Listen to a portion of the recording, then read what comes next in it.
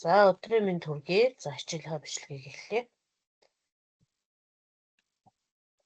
За өнөөдрийн хичээлээр температурыг биеийн халтаар тодорхойлох шингэний температурыг термометроор хэмжих аргачлал гэсэн энэ хичээлийг үзнэ. За энэ суралцсан зорилтыг бид нэр ярих ёстой. За энэ бичлэгэнд анхаарлаа хандуулна. Хичээлийн сэдэв: халуун, хүйтэн ба температур. Өдөр тутмын амьдралд биеийн халуун хүйтнийг мэдэх шаардлага үргэлж гардаг. Олон тохиолдолд биеийн халуун хүйтнийг бид гарынхаа тусламжтай мэдэрдэг. Гэхдээ дулааны мэдрэмжээрээ биеийн халууныг нарийн тодорхойлж чадах болов уу? Хэрэглэгдэхүүн ус, тасалгааны температуртай хүйтэн ус 100 г, хуванцар аяг термометр. Хичээлийн зорилго: халуун ба хүйтнийг илэрхийлэх, хэмжигдэхүүнийг тодорхойлох. Хичээлийн зорилго: усны халуун хүйтнийг гараар баримжаалан хэмжих, халуун хүйтнийг хэмждэг багаж хийж, усны температурыг хэмжих. Түлхүүр үг: температур, биеийн хэр зэрэг халуун хүйтэн байгааг илэрхийлэх физик хэмжигдэхүүн. Термометр, температурыг хэмжих багаж.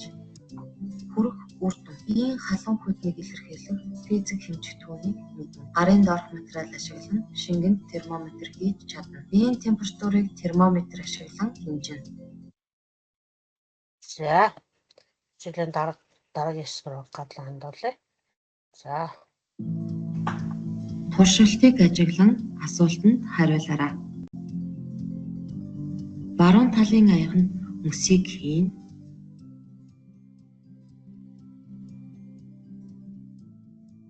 Зүүн талын аяга нь ус хийн.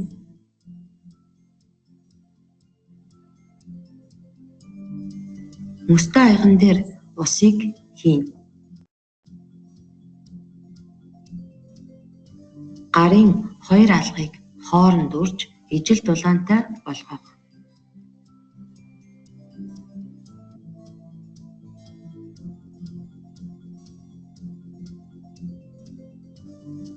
Хоёр аягтай усыг зэрэг барихад сурагчид юу мэдрэгдсэн бэ?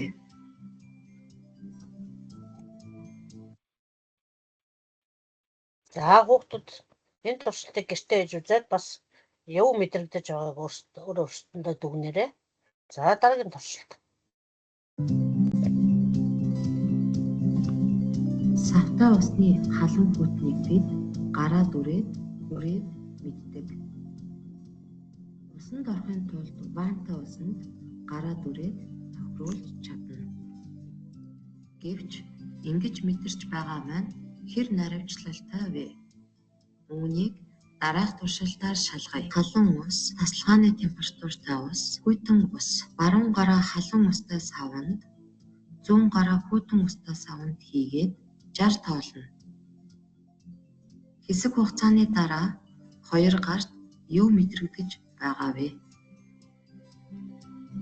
Хоёр гараа тасалгааны температуртай усанд зэрэг хийн.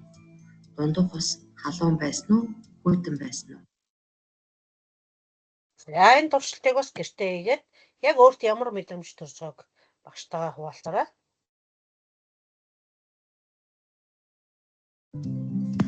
Температур биеийг хэр зэрэг халуун хүйтэн байгааг илэрхийлдэг хэмжигдэхүүнийг физикт температур гэнэ.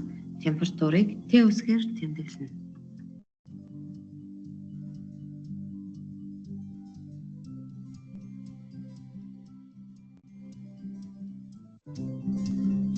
Хүний температурын мэдрэмж нь харьцангуй болдог та өмнөх туршилтаас олдсон. Иймээс температурыг нарийн хэмжихийн тулд термометр гэдэг багаж ашигладаг.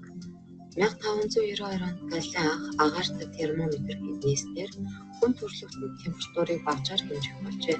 17-р зуунд шилэн гууртанд янз бүрийн шингэн хийх замаар ертөнцид олон төрлийн шингэн термометр зохион бүтээсэн. Термометрийг гараар барихад доторх шингэн дээшилдэг, хүйтэн усанд хийхэд доошилдог. Термометрийн төрлүүд: шингэнд термометр, бие металл тэмдэглэхийн термометр, инфратермометр, электрон, дижитал термометр. Бидний хэрэглэдэг термометруудад Цельсийн ба Фаренгейтийн хуваарийг ашигладаг. Фаренгейтийн ба Цельсийн температурын холбоог дараах томьёогоор олно. За бид нар цаг агаарын мэдээгээ Цельсийн хуваараар хүлээж авдаг бол Америк, Европын орнууд цаг агаарын мэдээгээ Фаренгейтийн хуваараар ашиглаад цаг агаарын мэдээгээ хүлээж авдаг. За эдгээр хувааруудыг хооронд нь шилжүүлдэг томьёор энд байна. За энгийн термометр хийх энэ туршилтын бичлэгээ сайн ажиглаад гэртээ энэ термометрыг хийгээд туршаарай.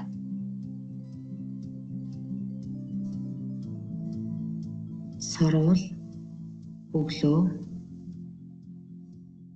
шилэн сав, өнгийн маркер, баримлын шавар, спирт, халуун ба хүйтэн аягатай ус.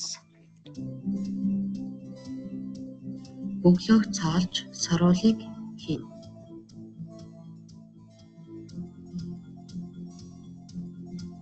Шилэн савнд өнгө оруулсан спирт хийн.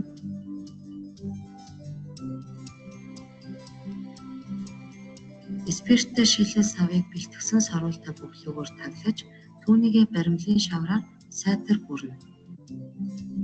Дараа сорволн дахь спиртний төвшинг маркераар тэмдэглэнэ.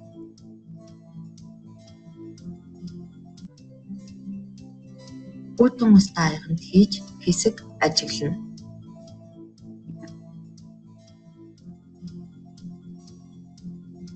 Сорволн дахь шингэний төвшинг тэмдэглэнэ.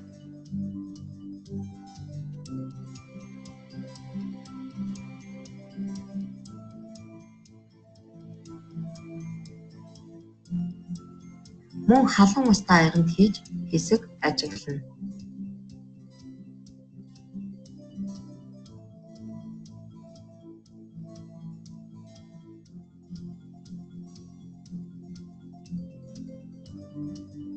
Сорволны төвшинг тэмдэглээд шингэний төвшин яагаад өөрчлөгдөж байгаа талаар дүгнэлт гаргаарай.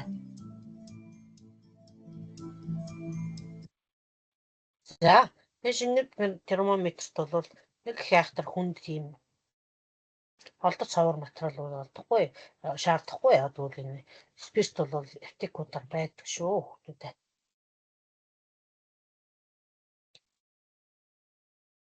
За дасгал ажиллагаа энэ хэрэгслийг юунд ашигладаг вэ гэж мэдээж биеийн температурыг хэмжихэд ашигланаа. За дараах хэмжилтээс зөв заалтыг уншаад температурыг зөв хэмжиж байгаа зургийг олох юм байна. За тэгэхээр энэ дээр эхний зурганд хэсэг зурган дээр бол дөрвөн зурган дээр хэмжилт хийж байгаа харуулсан байна. За дараагийн зурган дээр болохоор хэмжилтийн утгыг энэ термометрийн заалтыг томруулж харсан байна. За хэмжилтэйг наривчлал багшны наривчлал болохдоо дараалсан хоёр тоо утгыг хооронд нь хасаад өөрөөр хэлбэл 50-аас 40 гэсаад энэ хооронд хідэн жижиг зураас байна. Хідэн жижиг зураасаар хідэн тэнцвэр хэсэгт хуваагдсан байна гэдгийг цөмөрөө олдог тийм ээ. Тэгэхээр 50-аас 40 гэсаад энд дөрвөн зураасаар 5 тэнцвэр хэсэгт хуваагдсан учраас 5 тоонд гэсэн үг ээ. Тэгэхээр 2 градусыг нэг зураас нь 2 градусыг зааж ийн гэсэн үг. Тэгэхээр энэ дээр 44-ийг зааж байна. Хэмжилтийг бол нэгдүгээр зураг дээр зөв үзүүлсэн байгаа учраас 44 градусыг заасан нэг байрлал дээр бол зөв хариулт байх нэ. За дараагийнх нь хүний биеийн температур бол 37 градус байдгийг бид үзсэн тийм ээ. Термометрийн заалтыг уншаад яаж хувцалгаа шийдэрэй гэж нь мэдээж хасгаар 15 Фаренгейт гэдэг бол Цельс руу шилжүүлээд үзэхэд дулаан хувцлах шаардлагатай гэсэн энэ өөр байгаа шүү. Хичээлийн өмнөх хэсгүүд дээр энэ Цельс Фаренгейтийг яаж шилжүүлдэг томьёог нь бид нар үзсэн. За термометрийн заалт бол хасгаар 15-ыг нэмэх 15-ыг зааж чинь. За багшны хэмжих хязгаар бол 14 Фаренгейт, хэмжилтийн утга бол 12 Фаренгейт. За хуваарийн үн бол түрүүчийн дасгал дээр ажилласан 14-өөс 12-ыг гасаад нэг зураасаар 2 тэнцвэр хэсэгт хуваагдсан байгаа учраас 2-ыг 2 туугаад 1 Фаренгейт гэж хэлнэ. За энэ симуляцийг ашиглаад та нар гэртээ энэ туршилтын багц дээр сайн ажиллаарай. Энэ маш өөрхөн температурыг хэмжиж байгаа юм симуляц байгаа.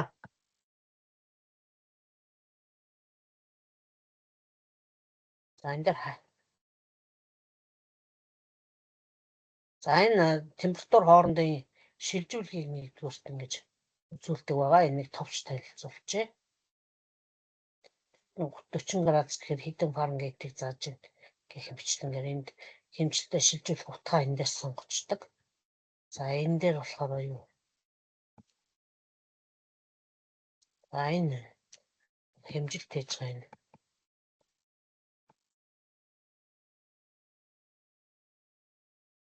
Сайн уншдаг.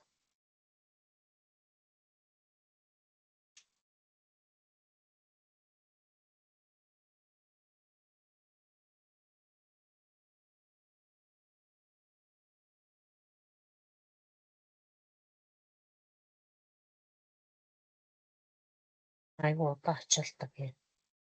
Ба хальт үзүүлч гэсэн нөө бичлэгний маань хугацаа хэдэн минут болж байна. Оо 21 болчих.